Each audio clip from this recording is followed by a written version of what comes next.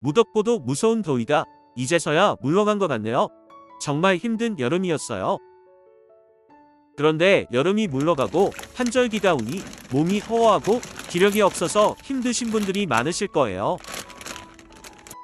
그럴 때에는 원기 회복의 대명사 산낙지만한 게 없어요.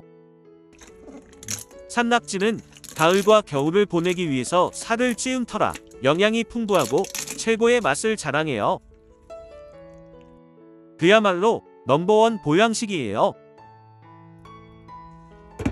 착한 밥상TV에서 지금껏 여러가지 낙지 요리를 보여드렸는데, 이번 영상에서는 낙지 본연의 맛을 느낄 수 있는 요리인 연포탕을 알려드릴게요. 과하지 않은 국물의 간과 낙지의 식감을 최대한 살린 연포탕 한 그릇. 지금 바로 시작할게요. 잠시 여러분들께 드릴 말씀이 있어요. 착한 밥상TV는 적자로 어렵게 운영되는 채널이에요. 하지만 여러분들에게 다양한 요리 레시피를 알려드릴 수 있게 기쁘게 영상을 제작해서 업로드하는 거예요. 여러분들의 작은 관심은 영상 제작에 매우 큰 힘이 돼요. 그러니 구독, 좋아요, 알림 설정 꼭 부탁드릴게요. 연포탕의 시원한 맛을 내주는 무예요. 씁쓸한 맛에 여름무가 가고 인삼보다 좋다고 하는 가을 무로 끓이는 연포탕은 맛과 영양을 한층 더 올려줄 거예요. 그리고 국물 요리를 할 때에는 무의 흰 부분을 사용하는 게 좋아요. 껍질은 제거를 하고 사용할게요. 시원한 맛이 빨리 날 수 있도록 막썰기로 넓고 얇게 썰어주세요.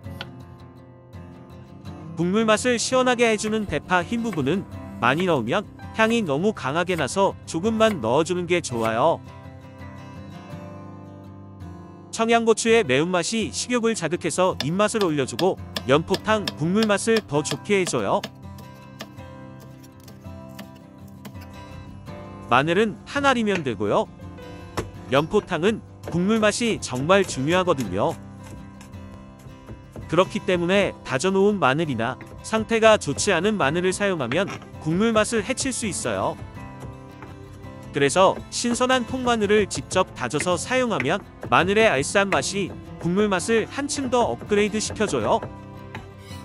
그리고 연포탕에는 마늘이 과하게 들어가면 좋지 않아서 한 알만 사용하는 거예요.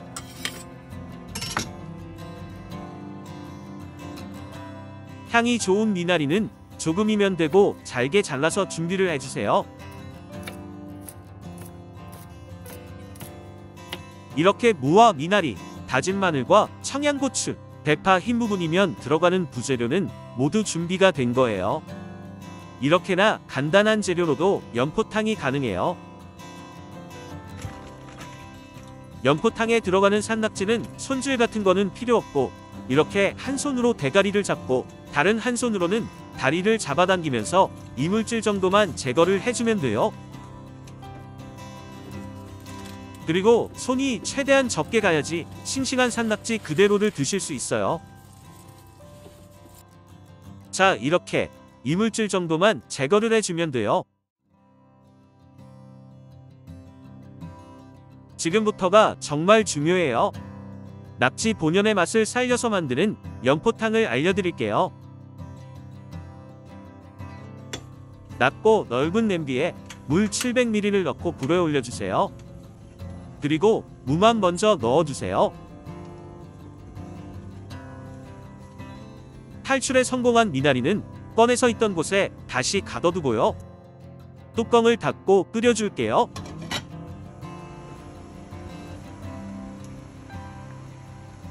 팔팔 끓여 무가 약간 투명해지면서 시원한 맛이 나면 간을 해주면 돼요. 국간장을 한 스푼 넣어줄게요. 국간장을 먼저 넣고 간을 맞추면서 국간장 특유의 향을 날려주는 거예요. 미원도 약간 넣어주고요. MSG는 개인의 취향이지만 당연히 들어가야 끊을 수 없는 감칠맛이 나요. 붉은 소금도 살짝 넣어줄게요. 간은 이렇게 국간장과 미원, 소금으로 1차적으로 맞추고 마지막쯤에 다시 소금으로 개인 취향에 맞게 맞추면 돼요. 자, 이렇게 물이 팔팔 끓을 때 산낙지를 넣어줄게요. 익는데 시간차가 있으니 큰 낙지부터 넣어줄게요. 우리의 기력 회복을 위해서 끓는 물에 익수하는 불쌍한 낙지를 참아 볼 수가 없네요. 뚜껑을 닫아버릴게요. 이제부터의 과정은 빠르게 진행해야 해요. 영상에서는 여러분들에게 보여드리기 위해 좀 느리게 했지만 더 빠르게 해야지 부드럽고 탱탱한 낙지를 드실 수 있어요. 주의하세요. 오래 조리를 하면 낙지살이 쪼그라들고 질겨져요. 움직임이 줄어드는 거 보니 낙지가 운명을 다했네요.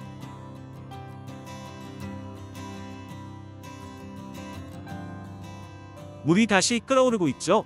이제 남아있는 작은 사이즈의 낙지를 넣어줄게요.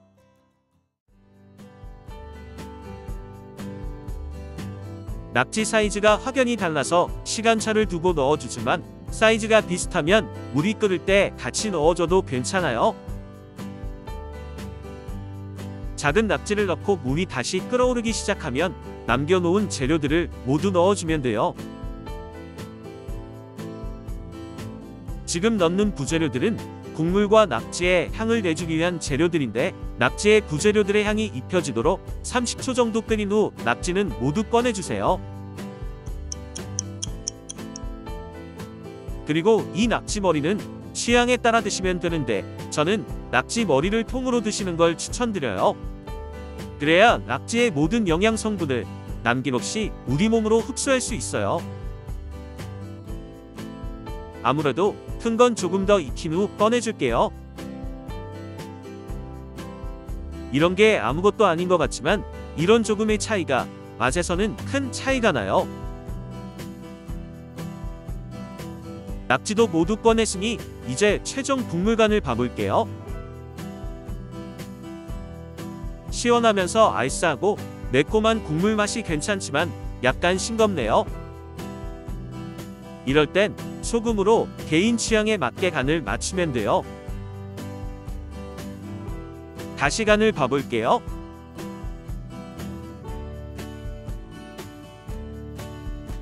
간이 아주 딱 좋네요. 이제 연포탕 한 그릇 담아볼게요. 참깨도 살짝 뿌려주고요. 참기름도 살짝 넣어줄게요. 참깨와 참기름이 고급스러운 맛을 내주는데 참기름은 꼭 방앗간에서 갓 짠 국산 참기름을 사용해주세요. 맛이 비교가 안 될 정도로 확연히 다르거든요. 자, 이렇게 원기 회복의 끝판왕 연포탕이 완성이 되었어요. 이 연포탕 레시피는 가장 기본적인 재료를 가지고 낙지의 식감과 맛을 최대로 살리는 게 핵심이에요. 여러분도 요즘 맛이 좋은 산낙지로 착한 밥상TV 영상을 시청하시고 그 영상 그대로 연포탕 한 그릇 만들어 보세요.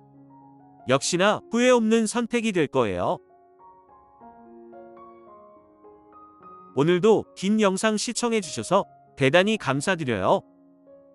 지금까지 착한 밥상TV의 유셰프였어요. 다음에 봐요.